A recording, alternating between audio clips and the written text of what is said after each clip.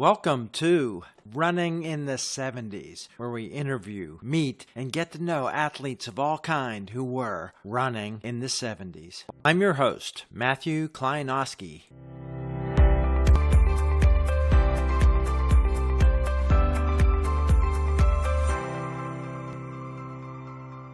Today on the podcast, the introduction would take too long anyway. Let's just jump in to a conversation with Marty Liquori.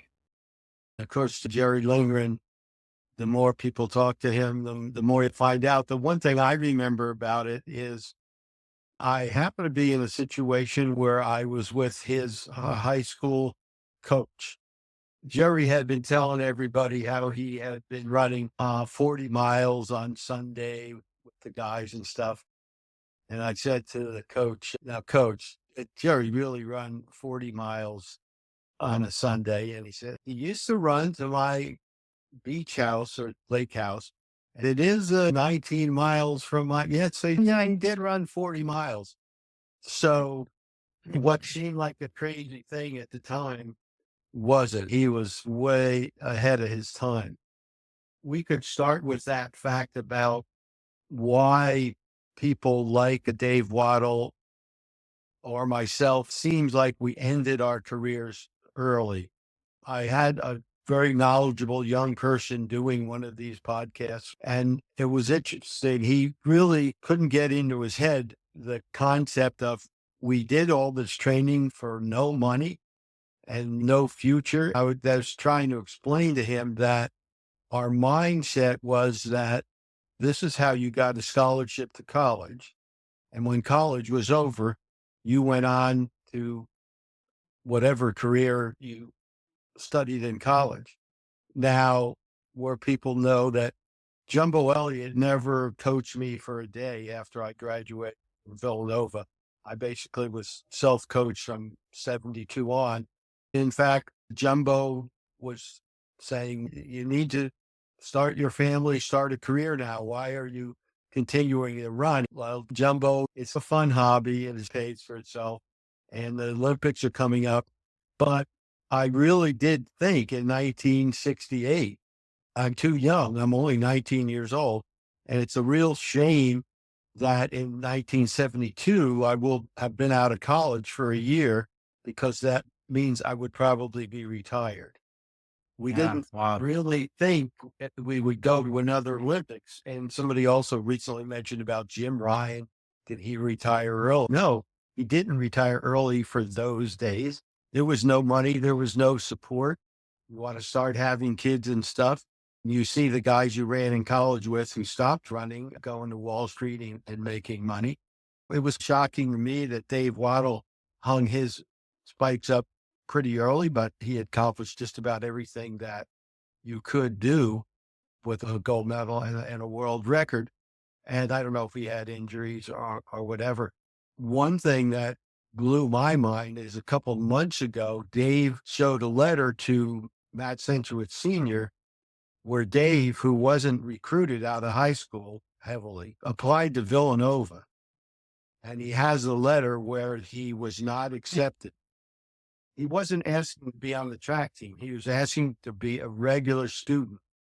That means if they had accepted him, he and I would have been classmates at Villanova, which have been unbelievable. Because I like Dave and I always got along well with him. That blew my mind. But the thing was, we didn't look towards, I'm going to be running for the next 3 Olympics. If you got out of school, you either had to become a teacher, which I think Sam Baer did. My plan was to be a stockbroker and live on the West Coast so that when the stock market in New York closed at 3:00 at the time, it would only be noon in California. And I could go out and train. And I also got my life insurance certificate while I was still in college so that I could sell insurance. I knew I needed to do something where I could make my own hours. Looking back, about things that are different today than they were then, athletes today are looking at it as a professional thing. Who do I sign with? Who's going to pay for my massages and all that kind of stuff? And that was the farthest thing from our minds. Yeah. Let's go back up just to bring everybody, maybe they haven't read your book On the Run. As a kid, growing up like many of us then, we played all kind of sports and ran around, did things. I think you say you basketball. What was your aspirations in basketball before you joined the cross country team to Yeah. train for basketball? What were you thinking? Yeah. But first, I would say if somebody wants to talk to me about track, I want them to have done a little homework. One time, a grad student at the university wanted to interview me, and I said, yeah, fine. Come to this restaurant I played at for 17 years. Come there half hour early before I start playing, and we'll talk. And his first question to me was, where'd you go to college? So I said, you didn't do any homework. You need to go do some homework to have the background. Wikipedia is great. And it's also great because people will introduce me to their kids or their grandkids, and they'll be saying, the longer you're retired, the greater you were. And they'll be saying stuff that's wrong. That's just too good. And you don't want to correct the father or the grandfather in front of his kids. The kids are going to go home and go on Wikipedia and say, that guy didn't really win a gold medal. Why didn't he stop it? So I love Wikipedia. And I just say to the kids, just go to Wikipedia if you want to know more. I was thinking, what was in your mind as a 14, 15-year-old going to be a basketball player? Yeah, I came from a small town and I was a pretty good baseball player. It's funny because I played the last 5 years. I've been playing softball twice a week. I'm back playing baseball, but I thought I was going to be a pretty good athlete in high school. Baseball and basketball were two of the things. What I didn't know was that I was going to a Catholic school that had 2,000 boys. I was in class. One of the kids said, the basketball coach likes it if you went out for cross country. And that's why I went out for cross country. I'm not saying I was really good, but this school was so big that we had a freshman team, a JV, and a varsity. By the end of the season, I was fifth man on the freshman team. Basketball tryouts came around, and the religious brother involved there came to me and said, you don't go to basketball practice. I'm going to tell the coach not to let you on the team. And he said, you're not going to get on the team. He said, all the kids are already on scholarship. They know they've got 15 freshmen that are better than you. I never actually got to go out for basketball, but I was just at that time, I was probably 5, 6, and I wasn't very good to play for school like that, but we all had aspiration. I thought I would be a bowler in high school and a basketball player. How important was competition to you then? Were you a team guy? Were you an individual? Because before cross country, those are team sports. Yeah, no, that was a very important thing in my life to go out for cross country because I had grown up playing basketball, baseball, and a lot of bowling. So I was a team guy, and I was a very frustrated team guy because I was willing to practice more than the other guys. Let's say I got on teams with a lot of ball hogs when it came to basketball. So I was very frustrated. And if it hadn't been running, if it had been tennis, I think that the first individual sport that I was exposed to, that's what I would have taken up. Your coach, one little bit of trivia about him is his interaction with Wes Sandee, famous, one of the three guys when Bannister broke the 4-minute barrier. Wes Sandee was the American guy chasing it. And your coach, the story is well known, had a big influence on your tactics, your strategy. And he was a hard guy. I understand some of your teammates quit under his style coaching. Yeah. So we're talking about Fred Dwyer, who right now, as we speak, in 2024, is about 95 years old. He's a very important figure in American track, which I only realized more recently. Yes, he was one of the competitors with Wes Santee, and there was that great book written about the perfect mile, which is the race for the 4-minute mile between Bannister, Landy, and Wes Santee. And even though Freddie Dwyer hated Wes Santee, he said Santee should have been the first one to break 4 minutes. He was the most talented, but he got chasing the dollars and he was running too many races. But I don't really remember too many of my high school guys quitting the team. But then, of course, if they quit the team, I wouldn't know who they are. But Yeah. the thing about my high school, and this is more in the 80s or 90s, what I would try and tell people when we had that 30-year period or so where there was no high school 4-minute milers, was that when you went to my high school on the track team, the coach told you, if you do what I say, you're probably going to get a college scholarship. In the class before me, 2 guys went to Georgetown, 1 guy went to Holy Cross. The whole cross country team was getting scholarships. That's a whole lot of incentive. And I would say in the 80s and the 90s, when the college scholarships start going to older foreign athletes or more developed athletes, that incentive was taken away for most high school athletes. I would tell the high school athletes, look, I'm not going to kid you. You probably pretty hard to get a scholarship to Stanford or Villanova. But if you run decently, you may go to Harvard instead of going to, I won't name any other schools. So it's going to get you into a better school, perhaps, than you might have gone to without your running career. Now back to Freddie Dwyer. I'm in high school, and my high school coach in the 1960s has run 4 minutes and 8/10 for the mile.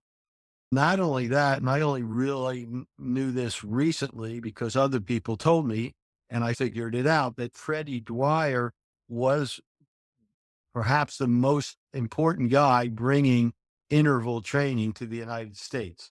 Because when he had been in Europe, he met Fred Stanfill.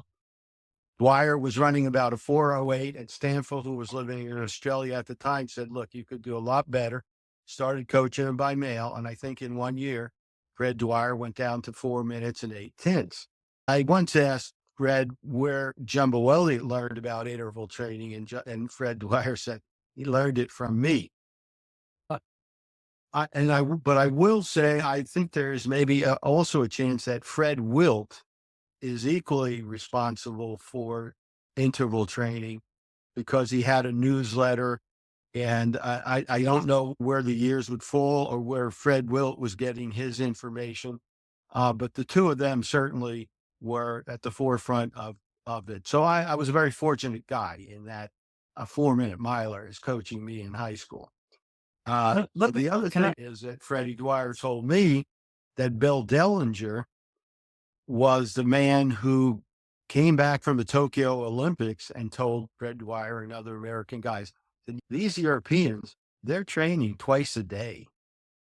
So Freddie says Bill Dellinger brought the concept of training twice a day to the United States. Before that, Fred Dwyer, even though they ran 4 8/10, if they had a race on Saturday, they walked 2 miles on Friday. And then they might have run 2 quarters on Thursday. There wasn't as much training going on.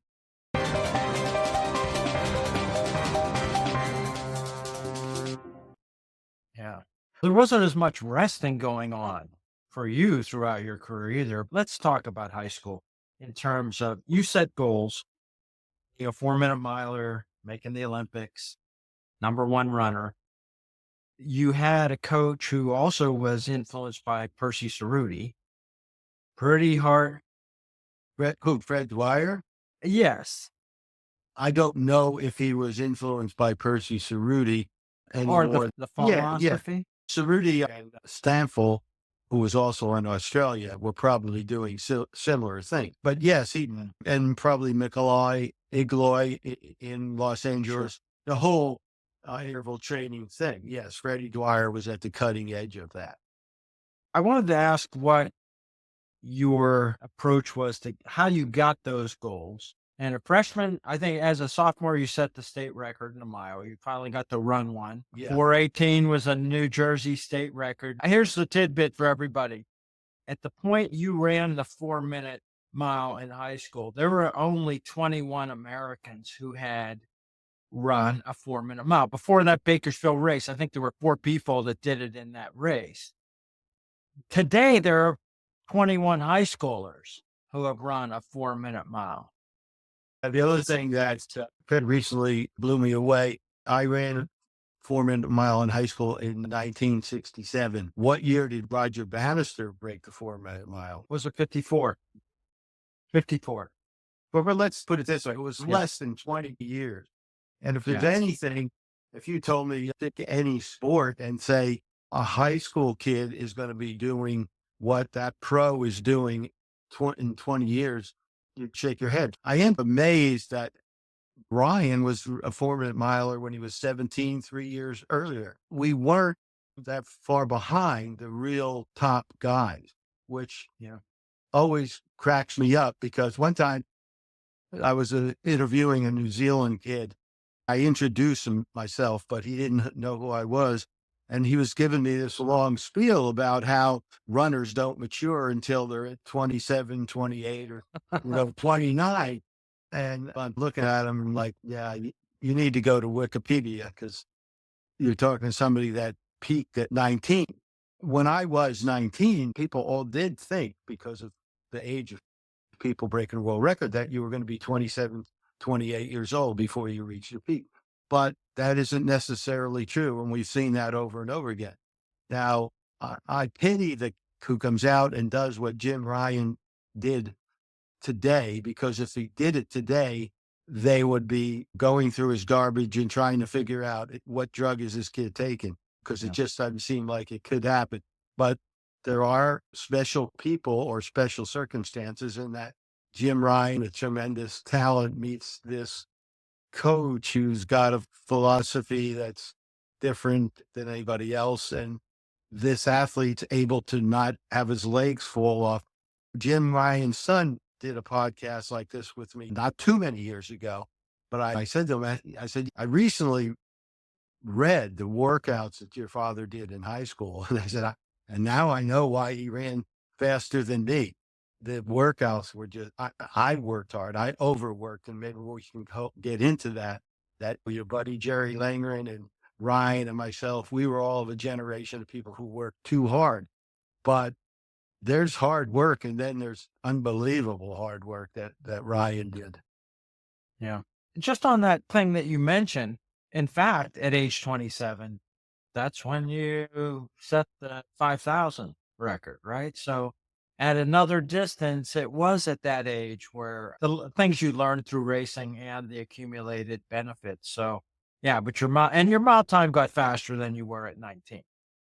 A few years later. So fair enough. You didn't peak, but you were on the top of the game and making the Olympics. I would like to ask a little bit about equipment and travel in high school, and then go to how it was to go to the Olympic trials and to run at altitude and what you did to prepare for that. So let's just talk about high school equipment. You had a coach who was a 4-minute miler. So I guess you were on a cinder track, but you had proper spikes. And what was that like as a high school? My high school did not have a track. We went to a park that was about 2-3 miles away, and there was a circle that was now worn into a path that was about 400 meters around. And it had a slope. So in the back stretch, you're running uphill, and on the home stretch, you're running downhill, which in retrospect, we were ahead of our time doing that overstriding type of stuff. And there was a path worn, but there was no curb or anything. And when I came back from my freshman or sophomore year, I got into the time trial that we were having for the Penn relays. And I remember I go around the last turn and I pass everybody on the inside. I mean, there's a bunch of guys, and I just cut 30 yards off the track because there was no curb.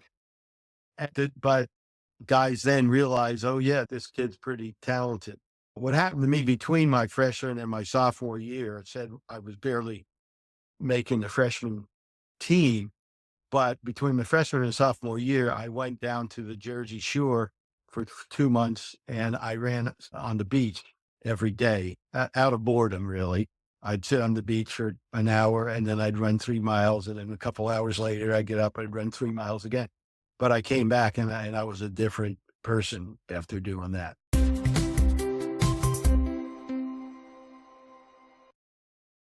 Can I ask you about the pursuit of the 4-minute mile in high school? You did it on the West Coast. You had several races. How was that organized and funded? What was going on to make that happen? Yeah. And now that you say it, since Fred Dwyer missed the 4 minute mile by 8/10 of a second, I'm sure there was something in his mind where he was like, "Yeah, I didn't get it, but I'm going to coach somebody to do it." And so go through that whole sequence. And I didn't realize it at the time, but Fred Dwyer had the connections. One time I was on a plane ride with Jason Pyra, who was one of the great, at that time, American milers, and he'd run 4:04 in high school. Nobody had broken four after me. And I said, "Did you try and break 4 minutes?" And he goes, "No, my high school coach was the football coach also. And I was pretty much training on my own, and season was over and that's it." But see, with Fred Dwyer, he knew people in the sport. So he pulled a lot of strings with the state of New Jersey to get me to fly to California to run in a race and go after the 4 minute mile. I was supposed to just go out and break it and come back to school. I got out there and I think I ran 4:01. So it was very tentatively close. And there could be another race the next weekend. But Fred said, "Look, if you fly back to New Jersey and then back to California, you're not going to run well. Just stay out there." So he talked to school and let me stay out there. And I ended up staying out there for 3 or 4 weeks. I never went to graduation. I never failed the physics class I probably was going to fail. He knew a former Villanova runner who I stayed with, Pat Trainer. And I went to the Bakersfield race there and then ran 4:08 and then the next day 3:59. So I was out there. I ran 4:01 and then 4 1/10, I think. And this is on dirt tracks. The only funny story about Bakersfield was I met a guy from Bakersfield here in Gainesville where I live. I said, "Oh, you have that great track, that crushed brick track, which we all loved in the 70s. And he goes, "Oh, yeah, yeah, we got the crushed bricks." And I said, "I assume you crushed the bricks." He said, "No, after the earthquakes, when the buildings fell down, we got the bricks from those destroyed buildings." So it was by accident that they had this great track out there in Bakersfield.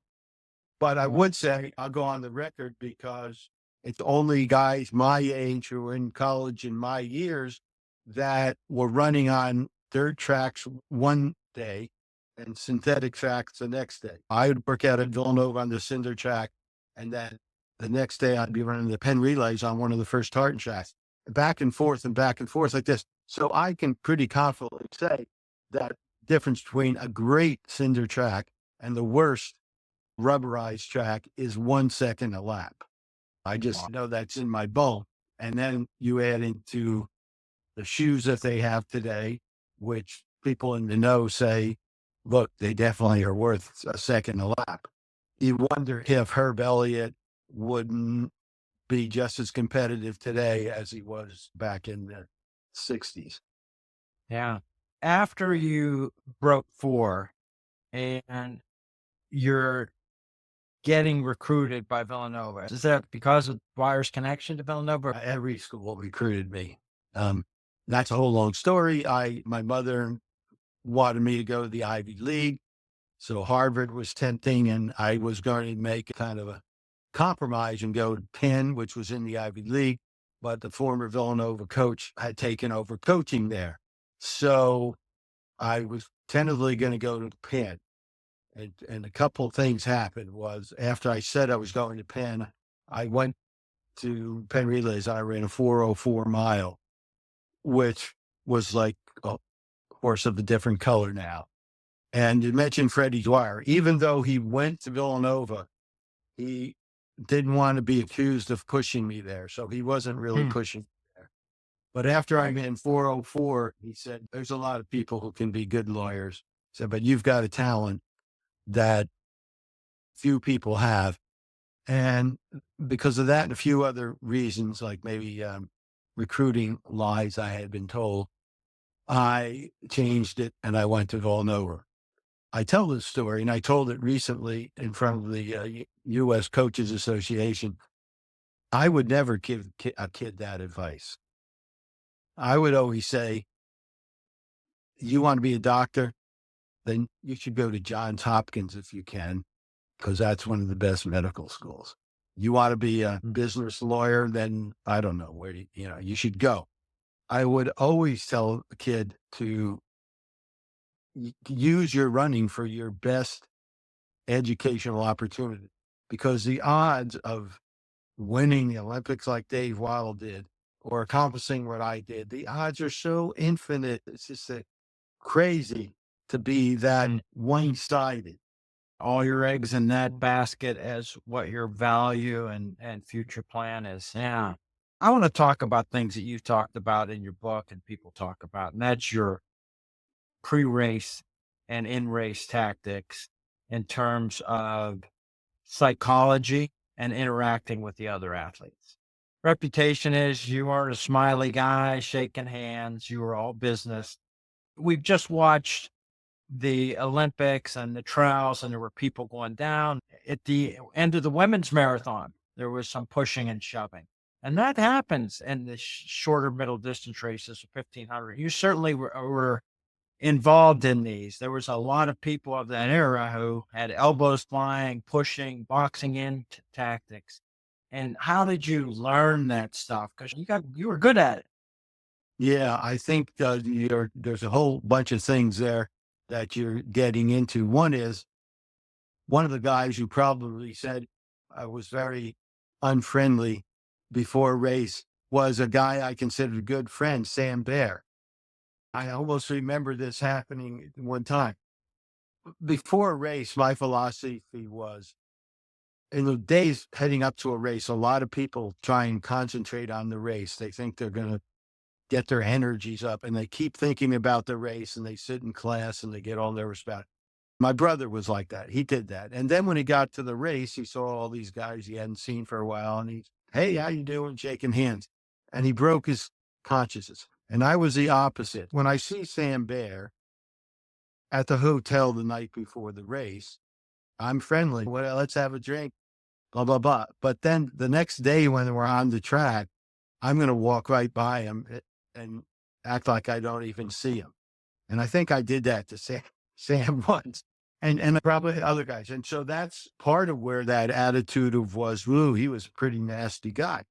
The other thing was, as you mentioned, I was number one in the world when I was 19 or 20. I'd been over to Europe, and I got in races where people ready to knock you down, where if you're in Italy, there's 16 guys in the race, and 4 of them, their job is to hit you with elbows so that their star runner can get away. Other people didn't have that experience. They might have never run out of the United States, at least until they were out of college. And we're all pretty genteel here, especially like at the University of Oregon. They would run their 4-minute mile attempts, and one guy would move out and let another guy out. At the first Olympic trials in 1968, there was an Oregon guy in a race with myself, Brian Kivlin, and Dave Patrick, all East Coast guys. And he's boxed in with a lap to go. And we hear him go, let me out. And everybody uses some very bad language. We didn't let him out. A lot of what I got was when I went to Europe and I was 18, 19 years old, they looked at me and thought I was a kid and could take advantage of me. And I had to learn how to use my elbows pretty quickly.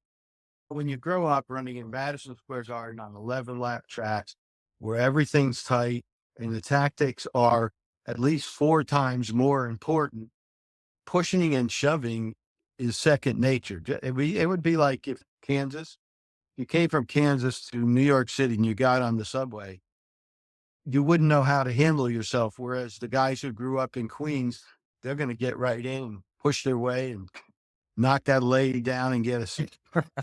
Yeah. Can I ask you about the Olympic trials of 68? The Sam Bear's discussion of it and a few other people, there was actually a trial in Los Angeles before the move to Tahoe. Oh, yeah. Yeah. That's a very bad situation that happened in track and field. And in the first trial, they said the winners of each event were guaranteed a spot on the team. We would go to Lake Tahoe for 2 months and have another trial, and the other 2 members would be chosen there by getting second and third place. I was pretty young at the time, still improving. And I think one of the things that happened with me was I adapted to altitude training maybe a little better than some other guys. I ended up getting second in Charles. But at one point, 4 or so weeks into the training camp, Bill Bowerman starts a movement to get the results of the first trials thrown out.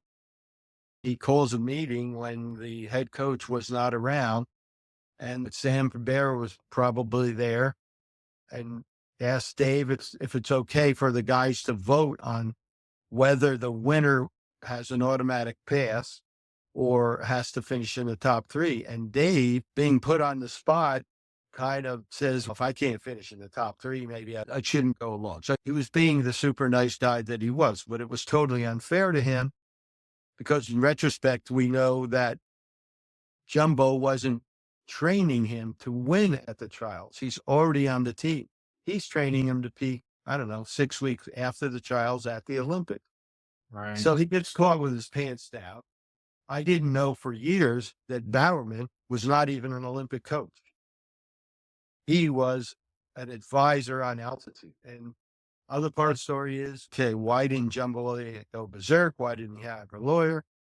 He had a stroke. Yeah, he had a stroke. And because of recruiting and stuff like that, they weren't advertising that he had a stroke. So Dave was left defenseless. And there was one other guy, I think Bill O'Reilly was his name, in the 10,000 meters, who was hurt by this terrible decision. So 40 years or so go by, and the coach of the 68 Olympic team and some of the other teammates from 68 at the Penn relays try and make it up to Dave and make him an honorary member of the 68 Olympic team.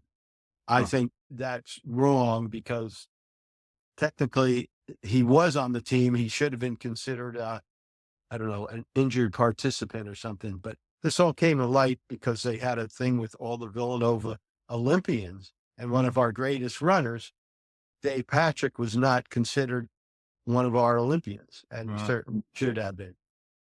It takes years for these stories to unwind. And it's things like you interviewed Sammy Bear or Jerry Lingren, and you talk about races that happened 50 years ago. And sometimes people didn't figure out what happened in that race until 40 years later and realize maybe it was a strength or a weakness that they had all along, but they really didn't know about at the time.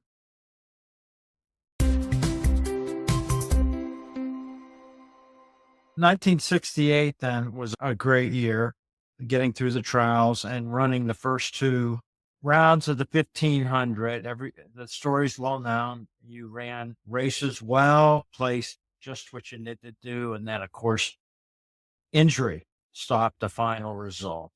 Contributed. Yeah, I'd had a stress fracture in my foot, and the team doctors were just useless. They were all worried about Ryan. I was just some outsider that probably didn't have a chance in the medal, whatever. So they basically said, just put some ice on it before the race. Instead of giving me a shot in Novocaine, I got about halfway through the race. It was just killing me. I blew up, and that's that story. Yeah. The interesting part, and I know you commented on it, is altitude was probably going to be your friend. That was more an advantage to you than some of the other people, as you said, maybe in the Olympic trials, maybe because your age, you don't know, but altitude wasn't something that was going to probably hurt you. Right? No, there's no way. Relatively. I'm going to run as fast as any Kenyan off the street. I'm saying that I adapted to altitude and could run at altitude maybe better than some other Americans from sea level. What is amazing to me is that Jim Ryan ran as fast as he did as a sea level guy, but he had spent more time than just the however 6 or 8 weeks we spent at Lake Tahoe. He had spent a little more time. And looking back at it, this fact, I never thought I'd see another American win an Olympic gold medal, and now I've seen 2 of them. It is a tremendous accomplishment. And the fact they keep talking about it hasn't been done since 1905, blah, blah, blah. But the thing is, if the idiots from the IOC hadn't given the Olympics to Mexico, I'm about 100% sure that Jim Ryan would have had the gold medal. I don't know if Tatum ever beat him any other time. He might have, but I can just remember the times right before the Olympics of Jim Ryan destroying Kip Caneville. So we should have had a gold medalist in 68. And probably if he hadn't gotten tripped, Jim Ryan might have won again in 72. I put that into perspective. And we're looking back as an older man or even old man, some of this Olympic stuff, some of it is just so ridiculous. You just can't get upset. So many people get screwed here and there, and we don't know who's on drugs these days. You couldn't go to the 72 Olympics as an athlete, so you went as a media guy, as a commentator. Had you done that before? Was that? No, what happened was I went to the ABC studios in New York because Jim Ryan and I were going to have this rematch. And they wanted me to announce that I'm hanging it up for the year because I had this plantar fascia tear, which in the 70s wasn't as easy to fix as it is today. When it was over, Howard Cosell leaned over to me and said, they want to know in the control booth if you'd be interested in going to the Olympics, or maybe it was the Olympic trials, and doing commentary. And I'm like, oh, hell yeah. And of course, my mother said to me, what are you so upset about? You wanted to become a famous runner so that you could then become a broadcaster. You just got the broadcasting thing without having to win the Olympics and all that stuff. There was a silver lining in it for me. That's what I had wanted to do. And I did it for 25 years. I did it for a lot longer than actually my running career. And I saw the world and worked with some great people. So out of that tragedy, I might have gone to the Olympics and run and got a medal or whatever, and maybe never been a broadcaster. Don't want to second guess too many things. Yeah, we've had a direct path of life, a businessman, the athletics business that you ran, the ESPN show. I went to the Sydney games. I was living in Egypt for a long time, and I got a press pass. So I was actually in the media group with the Sydney games. So I wasn't watching much of the broadcast there. Of those Olympics that you covered, are there any completely standout moments or standout games for you? Yeah, they run together at this point. I remember it wasn't the Olympics. I think it was the World Championships when Mary Slaney in the 3,000 meter beat two Russian women. I just remember that one because the Russians had been so dominant. That is a great moment. I have to read Walt Murphy's daily things where he goes back in time, because being a broadcaster like LA Games or Sydney, doing a race, and the minute that race is over, when the fifth guy passes the finish line, I'm thinking about the next race. I don't sit there and analyze what just happened unless I'm going to have to talk about it. Whereas the average fan goes into it on a different level. And some of that also is about being emotionless or not want to sound like a homer, not want to actually favor American athletes. You don't say our athletes, that the American runner, not what we want. Or there's a tragedy, say Jim Ryan falls. I learned on my very first broadcast, which was 72, I was doing the 1,500 meters, and the race was like an exact copy of the race Ryan and I had run a year earlier, where the last 800 was 151. The race is over. The director says, we're going to commercial, 3, 2, 1. And then I say, Jesus Christ. Said that was exactly the race I would have been like to be in. And he goes, Marty, just because I said 1 doesn't mean we were off the air. So from then on, I learned to try and take the emotions out of it. Forget that you beat that guy or that he beat you, whatever, or that the guy's an American and you know everything about his life and you know what a tragedy this is that he just snapped his Achilles or whatever. So I had to take a step back, just like anybody in broadcasting. I remember being ready to do New York Marathon one year, and come into the room and said, look, the army barracks in Beirut have just been bombed and 300 people were killed. And then Right. you're like, oh, okay. And what, we're going on the air now? No. You got to be prepared for anything. Roger Robinson in New Zealand mentioned this. It's very interesting the way you put it. The idea as a broadcaster, you're not there to talk about what just happened. You're there to maybe preview some things to watch for and talk about what's happening now and then get on to the next thing. It's interesting. Yeah. There's lots more to talk about with Marty Liquori. We'll do that in episode 2. I hope you enjoyed part 1. I hope you enjoyed another episode. Do you have someone you'd like to hear interviewed on the podcast? You can leave a comment on the YouTube channel or on the website, running70s.com. That's running70s.com. Let me know what you think of the episodes and anyone, including yourself, you'd like to hear interviewed. I hope you enjoyed another episode of Running in the 70s. Voices, stories, and memories of athletes who were running in the 70s. Until next time, wherever you are, keep looking forward and don't forget to look back.